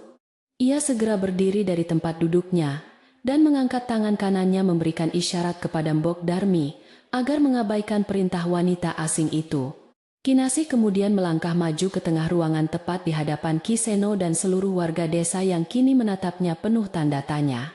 Wajah Kinasi terlihat sangat tenang tanpa ada sedikit pun kilat kemarahan, namun matanya memancarkan sebuah ketegasan yang tidak bisa dibantah. Kinasi mengucapkan terima kasih yang sebesar-besarnya kepada seluruh warga desa Banyu Putih yang telah sudi meluangkan waktu menghadiri acara malam ini. Ia mengatakan bahwa rumah joglo ini adalah warisan leluhur yang dibangun dengan tetesan keringat, kejujuran, dan didasari oleh cinta yang tulus. Oleh karena itu rumah suci ini tidak akan pernah sudi menerima penghuni yang hatinya dipenuhi oleh niat buruk dan juga keserakahan. Kata-kata Kinasi yang terdengar seperti sebuah pepatah kuno itu membuat suasana ruangan kembali menjadi sangat hening dan penuh dengan ketegangan. Baskara yang merasa tersindir mulai berkeringat dingin dan berusaha memotong pembicaraan istrinya untuk menghindari rasa malu di depan banyak orang. Baskara berdiri dengan tergesa-gesa dan mencoba memegang lengan Kinasi, memintanya untuk duduk kembali dan tidak berbicara yang macam-macam. Ia berbisik pelan dengan nada yang sedikit mengancam mengatakan bahwa Kinasi sedang mempermalukan keluarga mereka di hadapan seluruh penduduk desa. Namun Kinasi dengan sangat perlahan, namun bertenaga melepaskan cengkeraman tangan suaminya itu dan menatap langsung ke dalam kedua bola matanya. Kinasi mengatakan bahwa justru kebohongan besar yang telah dibawa oleh Baskara ke dalam rumah inilah yang sebenarnya sangat memalukan nama keluarga. Mendengar jawaban yang sangat berani itu, Baskara terdiam kaku, tidak menyangka bahwa istrinya yang selama ini penurut bisa bersikap sangat melawan. Tanpa mempedulikan wajah suaminya yang memucat, Kinasi merogoh balik stagen kain perutnya dan mengeluarkan sebuah benda kecil yang terbungkus sapu tangan putih. Ia membuka bungkusan itu perlahan lalu meletakkan sebuah gelang perak berukir tebal ke atas nampan kuningan kosong yang berada di dekatnya. Suara dentingan logam perak yang beradu dengan dasar nampan kuningan itu terdengar sangat nyaring, memecah keheningan malam yang menegangkan di ruang tengah. Kinasi mempersilakan Ki Seno untuk mengambil gelang tersebut dan memeriksa dengan saksama ukiran nama yang tersembunyi di bagian dalam perhiasan mahal itu. Semua mata warga desa kini tertuju pada nampan kuningan tersebut, menanti dengan penuh rasa penasaran tentang misteri apa yang akan segera terungkap. Ratih yang berdiri di sudut ruangan seketika membelalakan matanya lebar-lebar saat mengenali gelang perak kesayangannya yang hilang beberapa malam lalu. Wajah wanita yang biasanya angkuh itu kini berubah menjadi seputih kapas, menyadari bahwa bukti hubungan gelapnya telah jatuh ke tangan Kinasi. Dengan langkah panik, Ratih berusaha menerobos kerumunan warga untuk merebut kembali gelang perhiasan itu dari atas nampan kuningan yang mengkilap. Namun belum sempat ia menyentuh nampan tersebut, Pandangan tajam dari Kiseno langsung menghentikan langkah kakinya bagaikan sebuah sihir yang melumpuhkan. Rati akhirnya hanya bisa berdiri mematung dengan tubuh gemetar hebat, merasakan tatapan penuh kebencian dari puluhan pasang mata penduduk desa di sekelilingnya. Kinasih kemudian menjelaskan dengan suara yang sangat lantang dan jelas bahwa gelang perak itu ditemukan oleh Mbok Darmi di dekat sumur. Gelang tersebut tertinggal saat ada seseorang yang berusaha menyelinap di tengah malam yang gelap untuk mencari-cari sesuatu yang disembunyikan. Kinasih meminta Kiseno dengan segala hormat untuk membacakan dengan keras tulisan yang terukir di bagian dalam gelang perak tersebut kepada warga. Sesepuh desa itu mengambil gelang perak menggunakan ujung jari telunjuknya dan mendekatkannya ke arah cahaya lampu minyak tanah yang menyala terang. Kiseno menyipitkan matanya yang sudah rabun untuk membaca deretan huruf kecil yang terukir sangat rapi di balik kilauan perhiasan tersebut. Setelah mengamati dengan saksama, Kiseno menarik napas panjang dan membacakan 2 buah nama yang terukir di sana dengan suara beratnya. Nama yang tertulis di dalam gelang perak ini adalah Baskara dan Ratih. Ucap sesepuh desa itu memecah kesunyian malam yang sangat mencekam. Begitu nama tersebut disebutkan, sebuah seruan kaget langsung serempak keluar dari mulut para warga desa yang hadir memenuhi ruangan rumah Joglo. Suasana tiba-tiba menjadi sangat riuh oleh suara bisik-bisik kemarahan dari para tetangga yang merasa telah ditipu mentah-mentah oleh Baskara. Rahasia besar yang selama ini disembunyikan rapat-rapat di balik alasan kerabat jauh yang sebatang kara akhirnya terbongkar dengan sangat memalukan. Merasa sangat terpojok oleh bukti yang tidak bisa dibantah lagi, Baskara mencoba membela dirinya dengan mengarang sebuah kebohongan baru yang konyol. Ia bersumpah dengan wajah memelas bahwa gelang itu hanyalah sebuah tanda persahabatan masa kecil yang tidak memiliki makna khusus apapun. Namun Kinasih sama sekali tidak terpengaruh oleh kebohongan murahan itu dan segera mengungkapkan fakta mengejutkan lain yang didengar oleh Mbok Darmi. Kinasih menceritakan bahwa ia mengetahui rencana busuk mereka berdua untuk mengusirnya dari rumah Joglo ini dan menjual lahan persawahan kepada rentenir. Rencana perebutan harta warisan itu diucapkan Kinasih dengan nada datar tanpa tangisan membuat seluruh warga semakin menaruh simpati yang sangat besar. Mendengar seluruh rencana rahasianya dibongkar habis-habisan, Ratih yang sudah kehilangan akal sehatnya tiba saja meledak dalam amarah yang tidak terkendali. Wanita itu melepaskan topeng kepura-puraan yang selama ini ia pakai dan mulai berteriak histeris, menunjuk-nunjuk ke arah wajah Baskara. Ratih justru membongkar kenyataan lain bahwa ide untuk menguasai harta keluarga Kinasih ini sebenarnya adalah rencana utama yang disusun oleh Baskara. Ia membeberkan fakta bahwa Baskara sedang terlilit hutang judi yang sangat besar di kota dan berniat menggunakan warisan Kinasih untuk membayarnya. Kenyataan pahit ini menjadi sebuah pukulan telak yang membuat para warga desa terkesiap tidak menyangka seburuk itu kelakuan pemuda tampan tersebut. Baskara berdiri mematung dengan wajah yang sangat pucat pasi mendengar pengkhianatan dari wanita yang selama ini menjadi kekasih gelapnya tersebut. Ia sama sekali tidak menyangka bahwa Ratih akan melempar semua kesalahan kepadanya demi menyelamatkan nama baiknya sendiri di hadapan warga desa. Pemuda itu mencoba membuka mulutnya untuk menyangkal, namun lidahnya terasa sangat kelu karena semua perkataan Ratih barusan adalah sebuah kebenaran mutlak. Pertengkaran antara 2 orang penipu di tengah acara sakral itu menjadi sebuah tontonan yang sangat memalukan dan mencoreng kehormatan mereka sendiri. Warga desa yang awalnya hanya diam kini mulai melontarkan kata-kata makian dan kutukan atas niat jahat yang sangat tidak manusiawi itu. Di tengah kekacauan dan suara cemoohan dari warga desa, Kinasih tetap berdiri tegak bagaikan sebuah batu karang yang tangguh menahan ombak. Ia tidak sedikit pun meneteskan air mata, karena hatinya telah sepenuhnya mati rasa terhadap laki-laki pengecut yang pernah sangat dicintainya. Kinasih menyatakan dengan sangat tegas bahwa ia tidak akan pernah membiarkan rumah leluhurnya digunakan untuk membayar hutang kotor dari hasil perjudian. Ia adalah pewaris tunggal yang sah dan tidak ada satu orang pun yang berhak merampas sejengkal tanah dari genggaman tangannya saat ini. Ketegaran jiwa perempuan muda itu membuahkan decak kagum dari para sesepuh desa yang sangat menghargai keberaniannya dalam membela hak milik keluarga. Melihat situasi yang semakin tidak terkendali, Kiseno mengangkat tangan kanannya ke udara memberikan isyarat kepada seluruh warga untuk kembali tenang. Sesepuh desa itu kemudian berdiri dari tempat duduknya dan berjalan mendekati Baskara dengan raut wajah yang memancarkan sebuah kemarahan luar biasa. Ki Seno menyatakan bahwa perbuatan Baskara telah menodai kesucian ikatan pernikahan dan merusak tatanan adat yang selama ini dijunjung tinggi warga. Kejahatan yang dilandasi oleh keserakahan harta benda dan tipu daya adalah sebuah pelanggaran berat yang tidak bisa dimaafkan begitu saja oleh masyarakat. Suara Ki Seno yang bergetar penuh wibawa membuat seluruh ruangan kembali menjadi hening, menunggu keputusan akhir yang akan dijatuhkan malam ini. Ki Seno menarik napas dalam-dalam sebelum menjatuhkan hukuman sosial yang paling berat bagi penduduk desa yang telah melanggar norma adat. Ia memutuskan tanpa menggunakan kekerasan fisik sedikitpun bahwa Baskara dan Ratih tidak lagi diakui sebagai bagian dari keluarga masyarakat Banyu Putih. Kehadiran mereka berdua hanya akan membawa kesialan dan mengotori tanah desa yang selama ini selalu dijaga kesuciannya oleh para leluhur terdahulu. Ki Seno memerintahkan mereka berdua untuk segera mengemasi barang-barang dan pergi meninggalkan desa Banyu Putih, malam ini juga tanpa membawa apapun. Keputusan mutlak dari sesepuh desa itu disambut dengan anggukan persetujuan dari seluruh warga yang sudah terlanjur merasa sangat muak dan jijik. Mendengar keputusan pengusiran tersebut, tulang sendi Baskara seolah-olah kehilangan semua kekuatannya hingga pemuda itu jatuh tersungkur di lantai kayu joglo.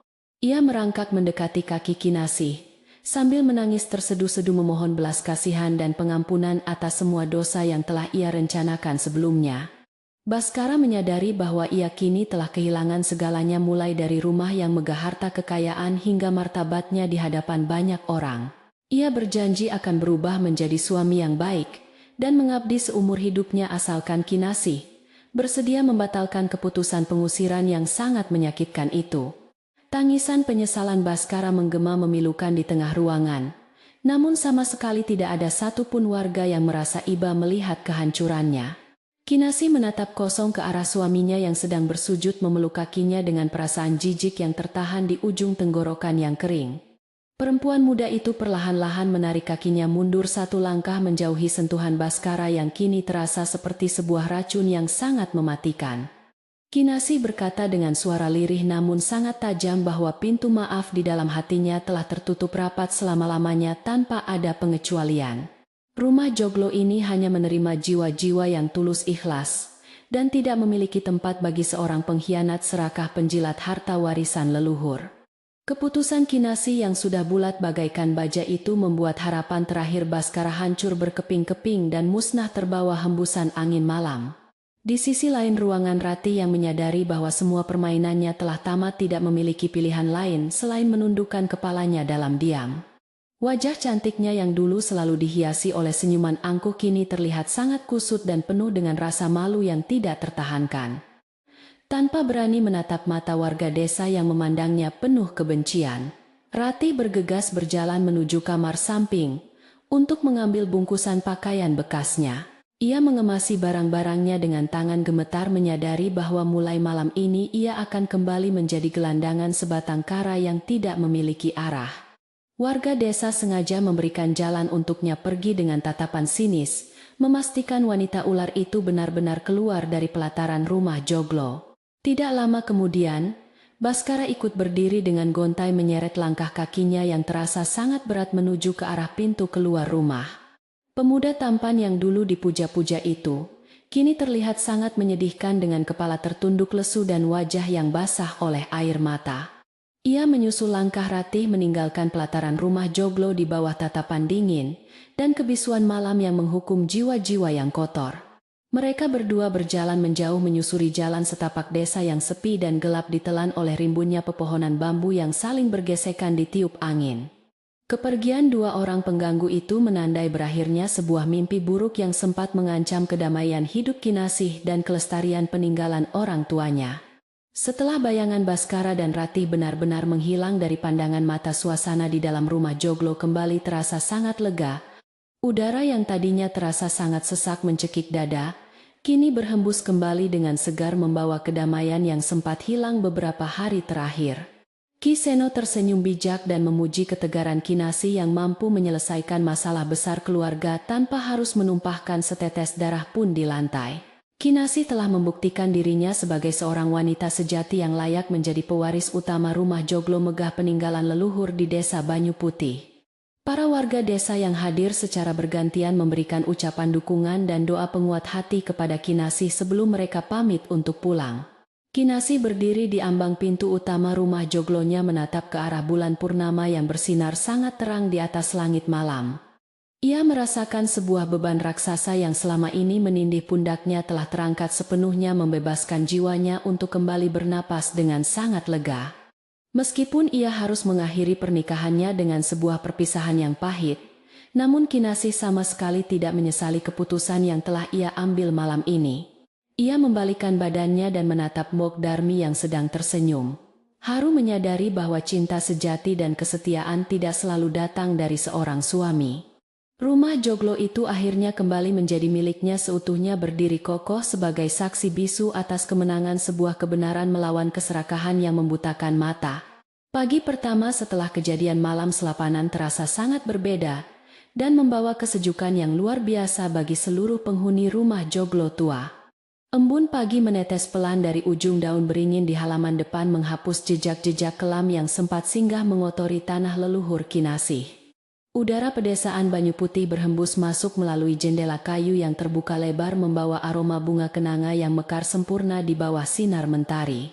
Kinasih terbangun dari tidur lelapnya dengan perasaan yang teramat ringan, seolah-olah ia baru saja terlahir kembali menjadi sosok wanita yang baru. Suara sapu lidi yang bergesekan dengan tanah pelataran terdengar sangat berirama seiring dengan langkah kaki Mbok Darmi yang menyapu sisa-sisa daun kering. Pelayan tua yang setia itu bernyanyi kecil melantunkan tembang Jawa lawas menyambut hari baru yang penuh dengan kedamaian tanpa ada lagi ketegangan batin. Kinasih melangkah keluar dari kamarnya dan berdiri di ambang pintu, tersenyum tulus melihat halaman rumah joglonya yang kini kembali bersih dan asri. Tidak ada lagi bayangan wanita asing yang angkuh, dan tidak ada lagi suara pria pengkhianat yang mencoba merampas kebahagiaan dari tangannya perlahan. Kinasih berjalan menuju arah belakang rumah tempat sumur tua berlumut itu, berada untuk mencuci wajahnya menggunakan air dingin yang sangat menyegarkan jiwa. Suara gemericik air yang jatuh kembali ke dasar sumur terdengar seperti sebuah nyanyian alam yang merayakan kebebasan rumah ini dari niat jahat. Ia mengusap wajahnya perlahan, membiarkan setiap tetes air membasuh semua rasa lelah dan sisa luka yang masih tertinggal di dasar hatinya terdalam. Kinasih menatap pantulan wajahnya di permukaan air dalam ember, menyadari bahwa kini ia jauh lebih kuat dari apa yang pernah ia bayangkan. Di dapur kayu bakar yang luas, aroma nasi hangat dan sayur bening bayam mulai menyebar ke seluruh penjuru ruangan, membangkitkan selera makan pagi. Mbok Darmi sibuk menggoreng tempe mendoan kesukaan Kinasih, sambil sesekali mengipas tungku api, agar nyalanya tetap stabil membakar kayu jati kering di bawahnya. Kinasih ikut duduk di atas bangku kayu kecil membantu mengupas bawang merah dan bawang putih dengan hati yang dipenuhi rasa syukur tiada tara. Suasana dapur ini telah kembali menjadi hangat dan penuh dengan canda tawa sederhana, mengembalikan kenangan manis saat orang tuanya masih hidup bersama. Setelah sarapan pagi yang sederhana namun terasa sangat nikmat, Kinasih berjalan menyusuri jalan setapak desa untuk mengunjungi pasar tradisional di pusat desa. Beberapa tetangga yang berpapasan dengannya di jalan menghentikan langkah mereka untuk menyapa dengan senyum ramah dan memberikan dukungan moral yang sangat tulus. Mereka memuji keberanian dan ketegaran Kinasih dalam mempertahankan hak warisnya dari ancaman orang luar tanpa menunjukkan rasa kasihan yang berlebihan sedikit pun jua. Kinasih membalas sapaan mereka dengan anggukan sopan, menyadari bahwa ikatan persaudaraan warga desa Banyu Putih ini adalah harta yang tidak ternilai harganya baginya. Di pasar, Mbah Karto, sang pedagang tua yang pertama kali melihat gelagat mencurigakan Baskara, menyambut kedatangan Kinasih dengan tawa yang sangat renyah.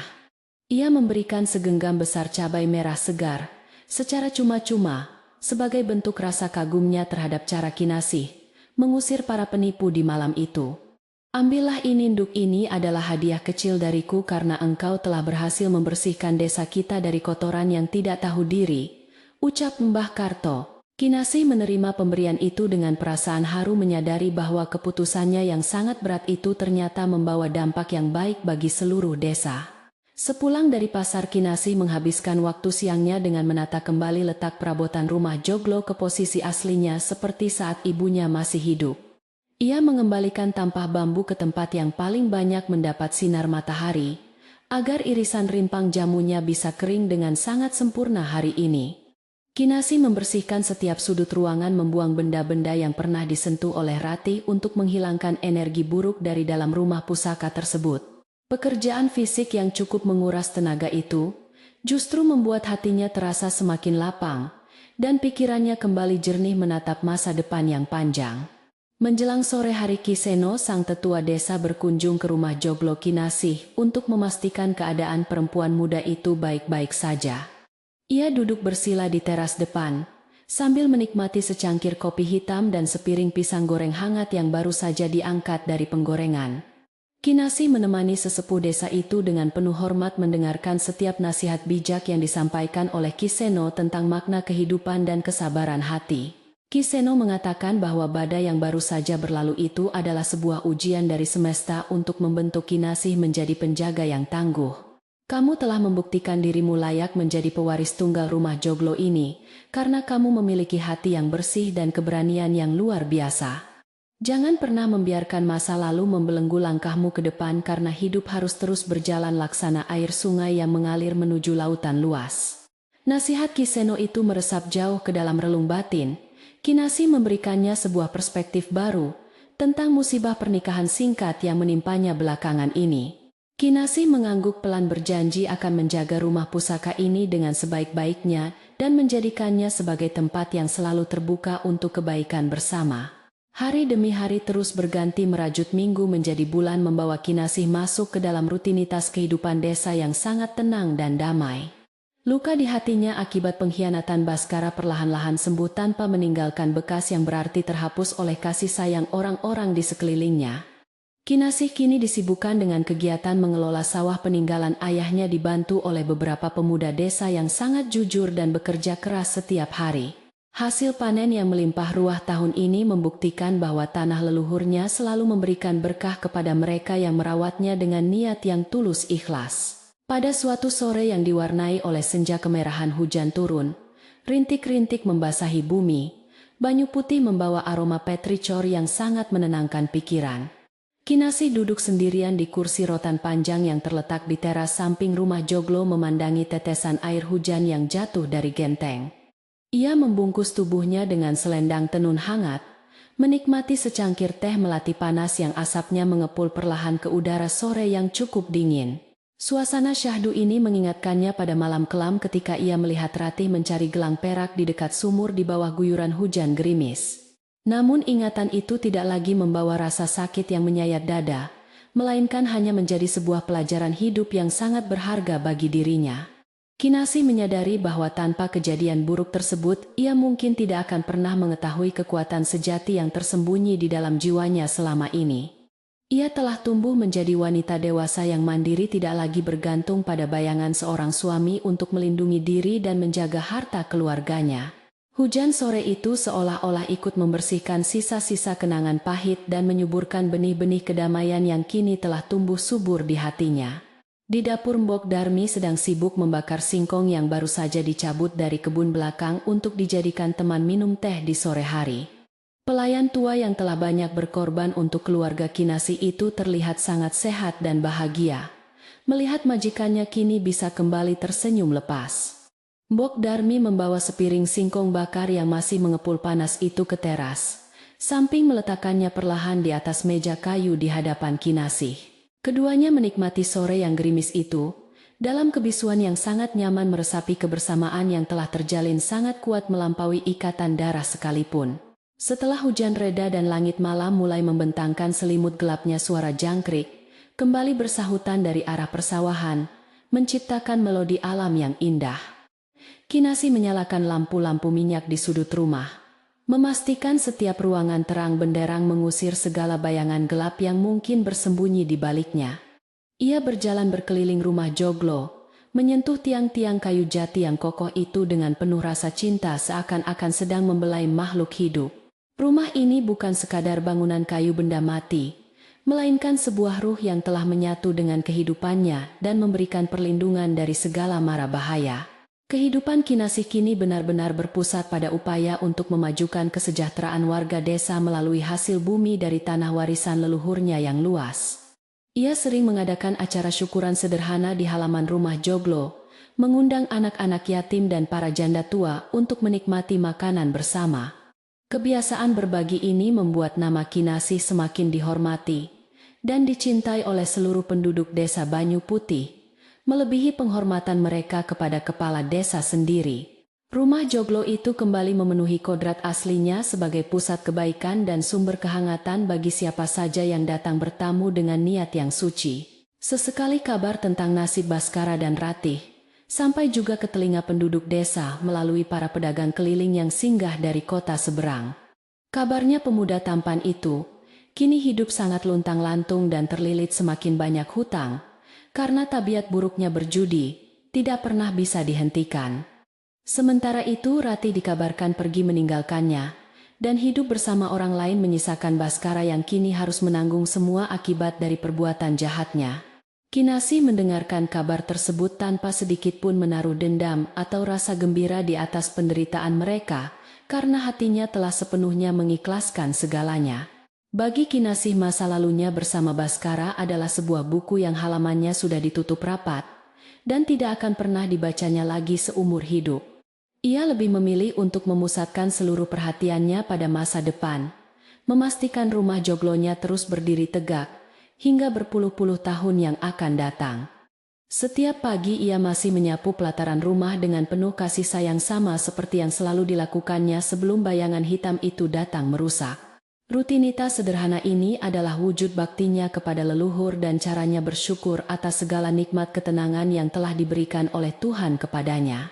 Mbok Darmi yang semakin hari semakin menua akhirnya meminta izin untuk mengurangi pekerjaannya di dapur agar bisa lebih banyak beristirahat di kamar. Kinasih dengan penuh kasih sayang melarang pelayan tua itu untuk melakukan pekerjaan berat apapun dan memutuskan untuk merawatnya seperti ibu kandung. Ia menyewa 2 orang gadis desa untuk membantu urusan rumah tangga, sementara Mbok Darmi hanya bertugas duduk bersantai dan memberikan nasihat bijak. Keputusan ini membuat Mbok Darmi sering menangis terharu menyadari betapa beruntungnya ia memiliki anak asuh yang memiliki hati selembut sutra seperti Kinasih.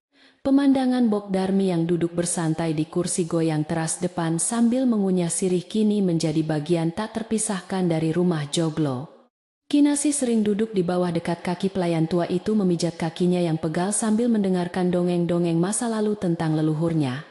Hubungan mereka berdua menjadi sebuah simbol cinta kasih sejati yang berhasil bertahan, melewati badai fitnah, pengkhianatan dan kebohongan yang sangat keji sebelumnya.